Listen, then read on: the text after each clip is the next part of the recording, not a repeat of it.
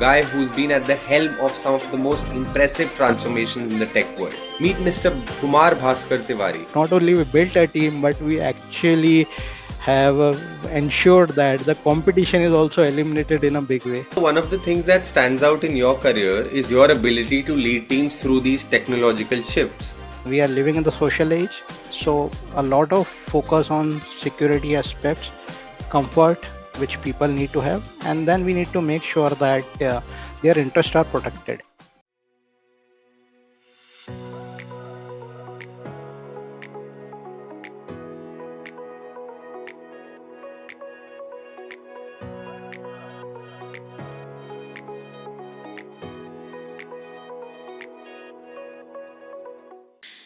Hello everyone and welcome back to FaceTime with Leaders powered by Directors Institute World Council of Directors. I'm your host Tanay All and today we've got a special guest for you.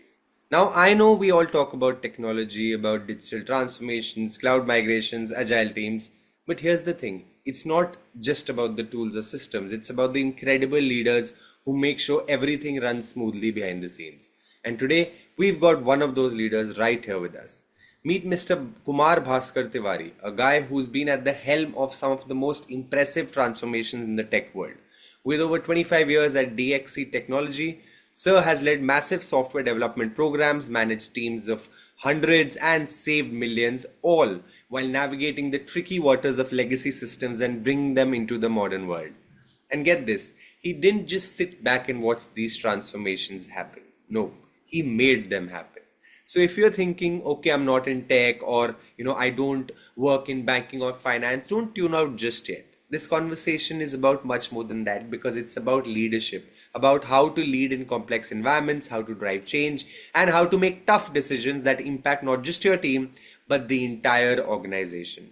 Sir, it's an absolute pleasure to have you with us today. How are you today? I am doing wonderfully well, and thank you so much. Such a warm welcome.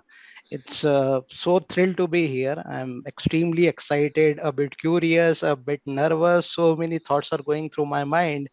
And thank you so much for providing me with such a wonderful platform, which will allow me to share my thoughts, my journey. And mostly when it comes to the professional world, I have been, until now, have been a very loyal listener. So it's always good to be on the other side of the microphone and answering some of the questions. So Yeah, really looking forward to this. Let's begin. yeah, definitely, sir. Sir, you've been at this for over 2 decades leading some massive projects, but I'm curious, where did it all begin? Like, was there a particular moment or spark that got you interested in the world of tech and business transformation? That's a wonderful question, Tanay. So for me, the professional journey, IT journey started 26 years back, way back in 1999. And I was pursuing final year of my MBA and had a backlog that time and was also trying to learn C++ programming, but was having a very, very hard time. So it was like a situation that you had very limited internet available, limited books, and you were trying to learn a programming language and is struggling like anything. And that time, PMS India, Policy Management Systems, they visited our campus. Now, just so that everybody knows, PMS was later on acquired by CSC, Computer Sciences Corporation. That was done in 2002. And then CSC merged with the enterprise software division of Hewlett Packard to form DXC. So without changing any company, I stayed in the same company for 26 years. So if you go back to the campus part, it's one of the most difficult campus which I have ever seen. Like there were so many written tests followed by an IQ test followed by 4 rounds of interview. The process lasted for almost a month. For me, my goodness, are they hiring me for a CEO position or a graduate position? So after joining, I thought that Yeah. life would be simpler. But what happened was that we are assigned to another very critical and sensitive programming language, Smalltalk. Now, rarely people have heard of this term, but this was the first object-oriented programming language. And we had very limited material, very limited information available on internet. But what we learned over a period of time is that if you are working in a group and if you maintain good peer relationship, if you keep persisting with some skills and keep sharing the knowledge, if you collaborate well, and if you work like a small team, then eventually things will automatically fall in place after a certain point in time. So that's how the initial part of my career evolved with time. The most important thing which I learned is that in an IT world, you have to work like a cohesive unit. This is the only way you can be a successful IT professional, project manager, or an IT company. And then my role evolved over a period of time. Around 20 years back, I was handed over the project and delivery management responsibilities. So my focus shifted into process compliance, audits, dealing with external vendors. We dealt with Micro Focus, IBM, Amazon. We basically engage their resources. We use their software to take care of our development process forward. And then the focus shifted on how to build long-term strategies, how to develop customer relationship, how to take care of financials, and then at the end of the day, how to manage cross-functional multi-geography teams. So by the time I left DXC in September 2026, that was around 2 months back. So that time I was performing the role of portfolio build manager for life and wealth set of products for Americas region. And I was managing a team of around 200 people distributed across 4 continents, and was taking care of a cost portfolio of around $10 million. So that is typically the budget which has been handed over to maintain the software. So in all, a very fulfilling and rewarding journey that I would say. So that's where I stand at this moment. Sounds like a wonderful journey, sir. Sir, we've heard about your impressive career, but I want to dive into some of your extraordinary work. You've led massive transformation at DXC Technology, managing multi-million-dollar portfolios and overseeing the shift from legacy systems to cutting-edge cloud platforms. Let's talk about that for a moment. You've been at the forefront of these shifts. What was it like leading the migration of legacy systems to the cloud? That's another wonderful question, Tanay. And those who don't know much about DXC, DXC is a Fortune 500 company. In fact, it ranks 315 on the list which was published a few months back. So we are basically the pioneer when it comes to the insurance software. Some of our systems, they are in production for the last 50 years. It's tough to believe, but that's what the ground reality. And some of our customers, they have been using these software for the last 40, 50 years. And it's like a situation that our softwares have become a second home for a number of these insurance companies. Now, since we talk about the aging of or the overall popularity of these software is so much, so the people don't really want us to develop new software. Rather, they want these existing softwares to be moved on to the cloud. So how we handled it?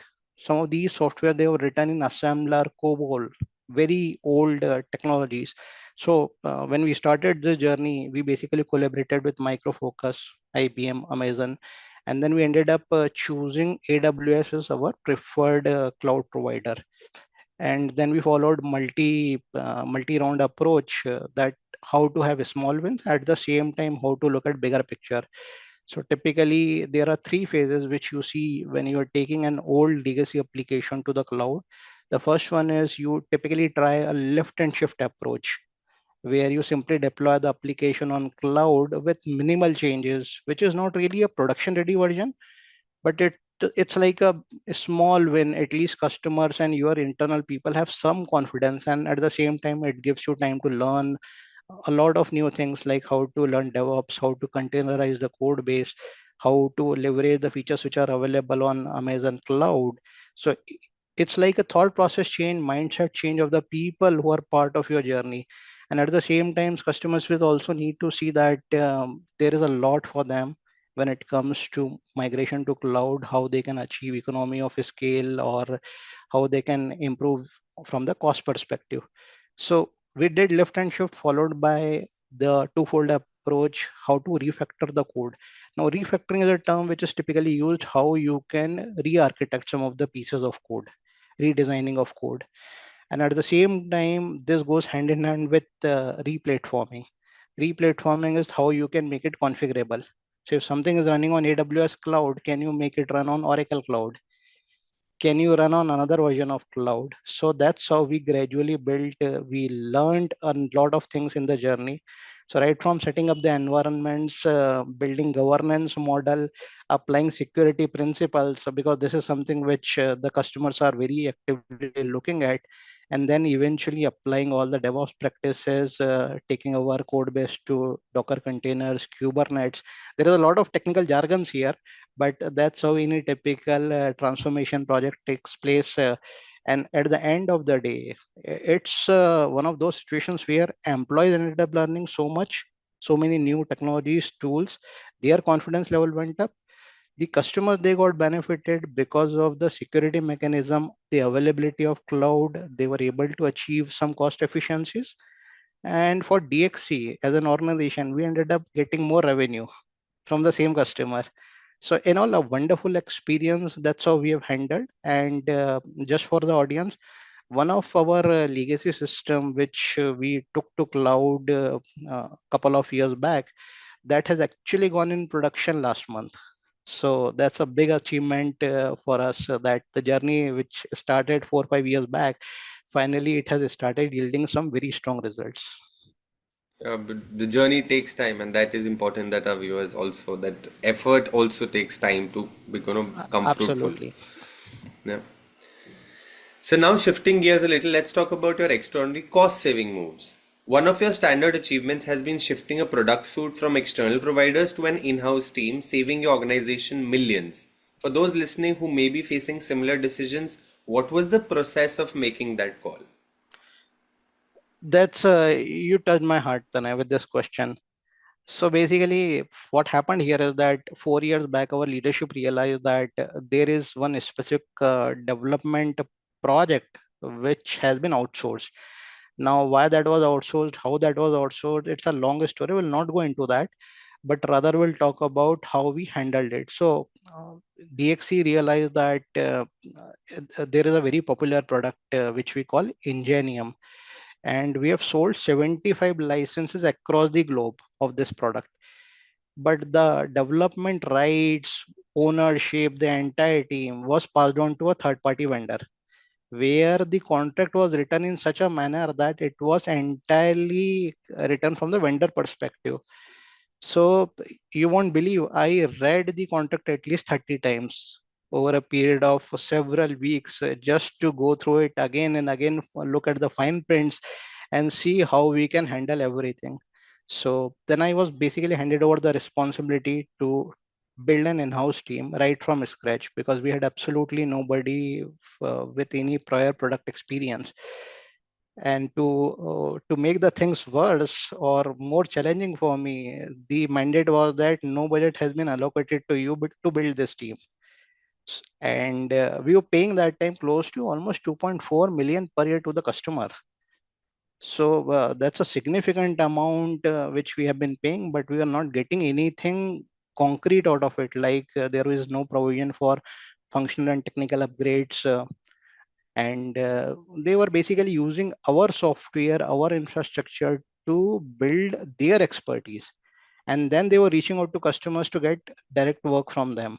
So for us, like, okay, we are losing pretty much on every front. So how to go about it? So the first thing which we did is, after going through the contract several times, we started looking at the fine print, that how to deal with the customer and negotiate. We started the negotiation. We discussed with them for almost 6 to 8 weeks. We put them to the corner on data, statistics, metrics, every little thing which was there in contract, and eventually put them to optimize the cost.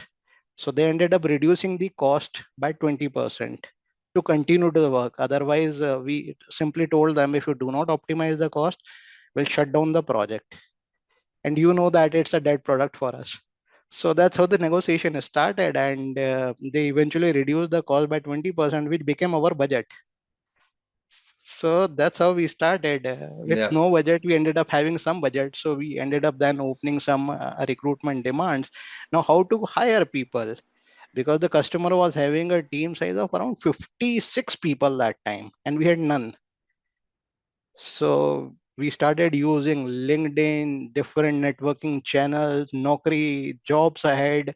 We started reaching out those people who worked with us in the past, who worked with a vendor in the past. So every person we ended up following, and then gradually started also giving an opportunity to our own internal people. We had to motivate them to learn something from scratch. So we use both the channels, internal staffing, external recruitment. We push the customer to make a number of amendments to the contract to include a provision for reverse KT. So the entire process took us Tanay, almost 18 months. But at this moment, now the things have changed. We have a 50-member team working on the ground. The product is cloud enabled. We have successfully implemented scaled agile framework and coming up with quarterly product releases. At the time when the product was with customer, they were doing annual releases. But now we are at that stage that customer, as and when they want, we can give them a release on a notice of maybe 2 to 4 weeks, and which has really allowed us to get a lot of new work in this area. And now the vendor is left with almost zero expertise in that area. So not only we built a team, but we actually have ensured that the competition is also eliminated in a big way. So that was one of the, I would say that the high point of my career. Yeah, that's actually a big journey. Finally, sir, one of the things that stands out in your career is your ability to lead teams through these technological shifts. What do you think it takes for a leader in today's fast evolving tech landscape to not just survive but thrive? Like, is it about having the right technical knowledge, or is there something else like leadership style, vision, or communication skills that plays a bigger role? So, Tanay, yet again, a very, very important critical question. And here I am going to answer this in a completely different manner. So, I love chess. Okay. And there is a lot of learning which I have acquired over a period of time while playing it. And most of these are also applicable to the global leaders, not specific to IT. The first one is how to develop strategic thinking while also keeping a tab on tactical aspects. So you need to have long-term strategies and you need to have a provision for short-term wins. That is the only way to make your plan successful. The second learning which I acquired while playing chess is that make sure that you have a strong collaboration among your pieces. If you are going to launch a decisive attack or if you are defending a position, your pieces will need to collaborate. You need to help out each other. Same will be the case with the leadership. If all your stakeholders, whether it's customer, your own people, your HR, your legal team, your vendors, they are all working together a common cause, you will be successful. If any of these pieces, any of these stakeholders, they are not on board, it's highly likely that the project will not be successful. Another important aspect of chess is that uh, how to nurture pawns, which is the smallest piece on the board. But if you nurture and support the pawn, there is a possibility that you can develop that into a queen rook. Okay, you can promote it. Same would be the case with the leadership. When it comes to nurturing talent, junior people, newbies in the team, if you give them a wonderful environment, a cohesive environment, if you provide them learning opportunities, they themselves can develop into leaders, SMEs over a period of time. And then another couple of things when it comes to chess is that when it comes to expertise, what happens, Tanay, sometimes what we typically do as a leader is that we try to make somebody a jack of all sometimes. Whereas if you look at the chessboard, the rook can only move in a straight line. It cannot move diagonally. A bishop can move diagonally, but it cannot move in a straight line. Same would be the case with a lot of technical SMEs. Okay, and if you try to change their style of working, if you try to change what they are good at it, sometimes it creates a huge chaos. So respect people, respect their expertise, and see how best you can leverage their knowledge and skills.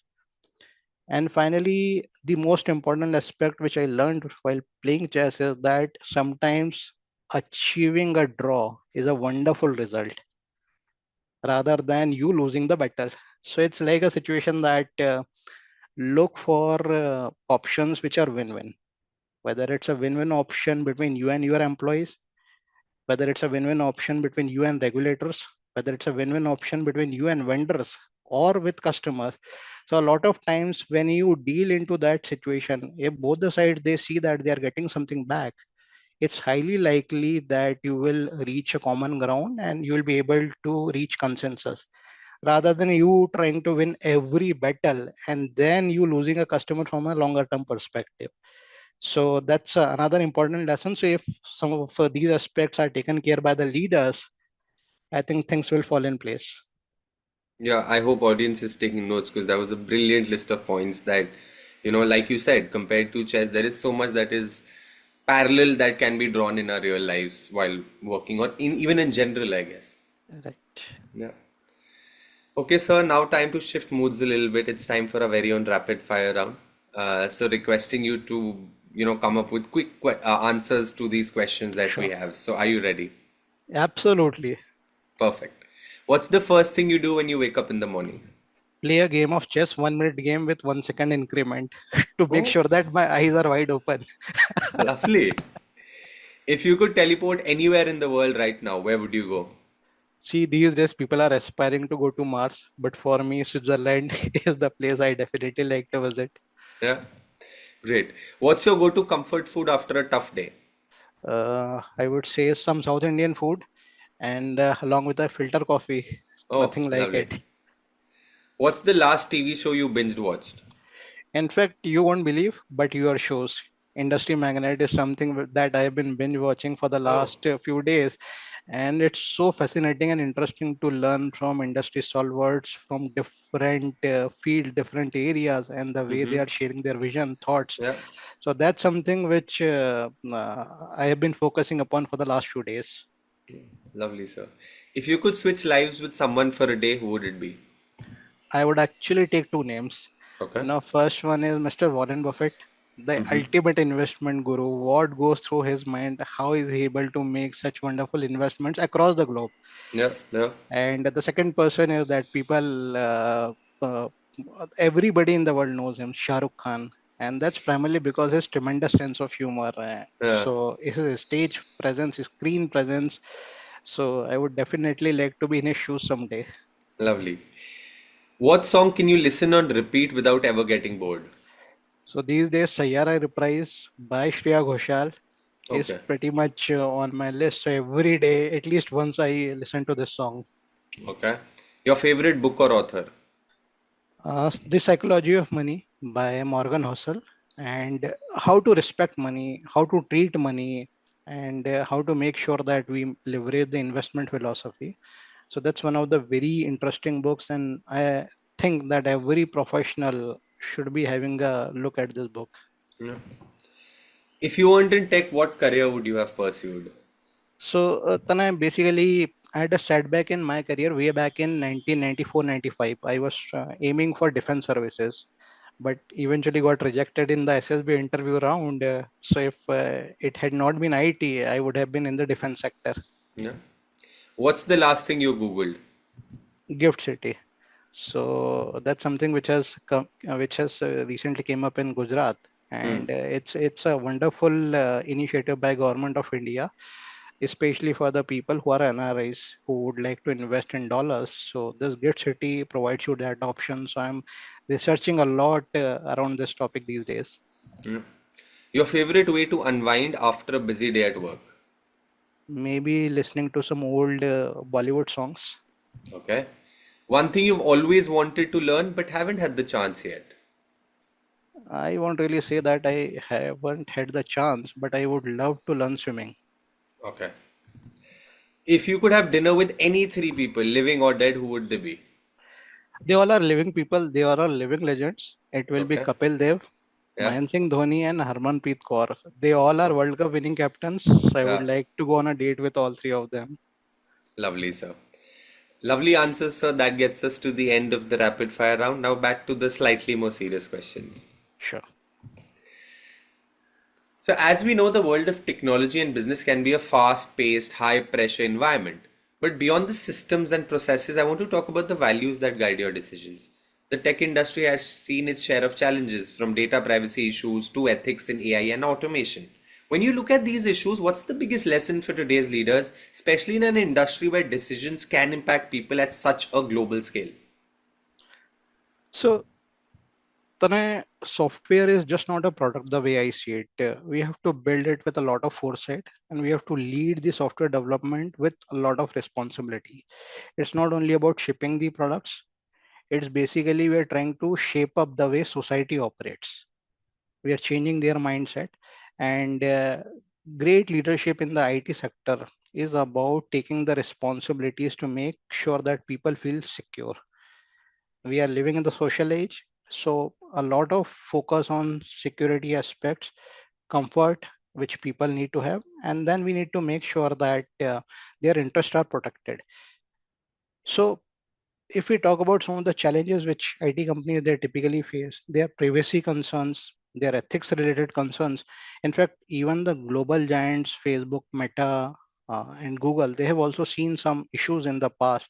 So it's like a very important learning is that when it comes to the software, we typically get into a situation that there is a deadline and you are trying to get something released before the deadline. My thought process says that the most important software or IT principle is that build before you scale, build before you launch. So it's like if you are thinking that your product will be available to millions, make sure that you have the platform fully secured for those million people from day one.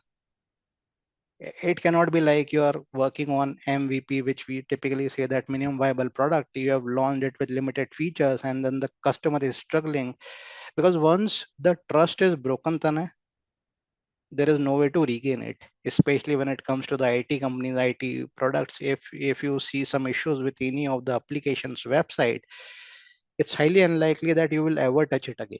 There is a lot of scamming, spamming which we see. So never lose trust, always look at the long term aspects to retain your customers. And then another important thing, then I would say that what we have seen while working with IT companies, they prefer transparency over perfection. People say that always aim for perfection. No, you cannot have any software with zero bug. Even Microsoft Office, Microsoft Windows, you name a software, there will always be some bugs. But what customers they are looking for is they need clear, crisp communication. They really like to understand what are your bottlenecks, challenges, what are your actions. And if you make them your partner, it will basically result into a very long-term ethical relationship. But if you keep hiding the information and just keep telling that we are going to deliver you a perfect software with 100% compliance and zero defects, trust me, nobody believes in that. So this is one of the most important aspects. And then I would like to also talk briefly about one of the critical aspects, which is not very specific to IT. It's about once your reputation is destroyed, it's very difficult to recover it back. There is one example which I like to quote here. There was a US based rating agency, Hindenburg. They published something against one of the Indian conglomerate around 3 years back, and all the share they crashed by 50 to 70, 80%. Now, few months back, Hindenburg has been shut down. This conglomerate, they have been given clearance by SEBI, but still, if you look at the trust, still, if you look at the stock values, they are well below their peak. So it takes a lot of time before you can recover. So it's better to avoid getting into such situations. Typically, we say that technology scales fast, but the accountability and responsibility should scale up even faster. Because I think very rightly said that technology is such a big thing in any organization that without trust or transparency, if it goes wrong, it can, get things crashing down very fast. Absolutely. So we've seen your career filled with incredible transformation and leadership roles. Recently, you've also been a part of Directors Institute. We would love to know what drew you to join the institute in the first place, and now that you've been a part of it, how has the experience been? That's another very interesting question. So basically, I left DXC in September 2025, 2 months back. Okay. And when I left, if somebody looks at my LinkedIn profile at this moment, it will show career break, Hmm. exploring new ventures. So basically, in the last 2 months, I ended up exploring so many different things, right from blockchain, cryptocurrency, personal finance, And then I started looking at the educational aspect, that how to go about some of the courses, some of the information which is available on internet. Shall I opt for any further master's degree? Shall I go for doctorate? And Yeah. then I came across this thing, independent director. And when I looked at the syllabus and some of the topics which were there, they felt like, okay, it's very close to my heart. Corporate governance and how to take care of some of the ethical aspects, legal regulatory challenges. So I started doing some research, and then saw Directors Institute somewhere on the internet, and then attended one of the webinars. So I joined here around 3 weeks back. The information, the experience which I have is tremendous. Lovely. Like, you have a wonderful course portal which is available through the Wolf University. I've dealt with people like you, Tanay. Ghansham has been of great help. Some of the sessions which Zishan has taken, those were wonderful. There are so many nice people with whom I've interacted in the last 3 weeks or so. People are very approachable. They are very open, very candid. They are trying to help me in my journey to acquire the in-depth knowledge and learning. And the way the entire course has been structured, whether it's about this podcast session, the courses, the information which comes through all the channel, whether it's email, whether it's website, whether it's WhatsApp.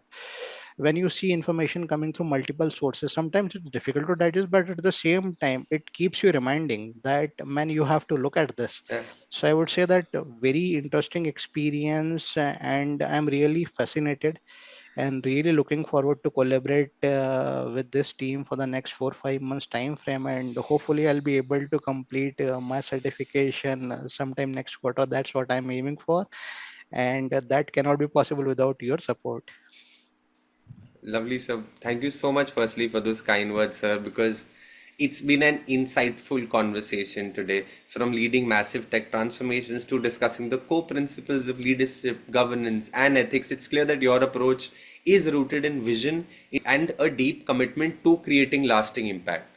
So, thank you so much for joining us today, sir. It's been an absolute pleasure. Thank you so much, Tanay. Have a wonderful day. You too.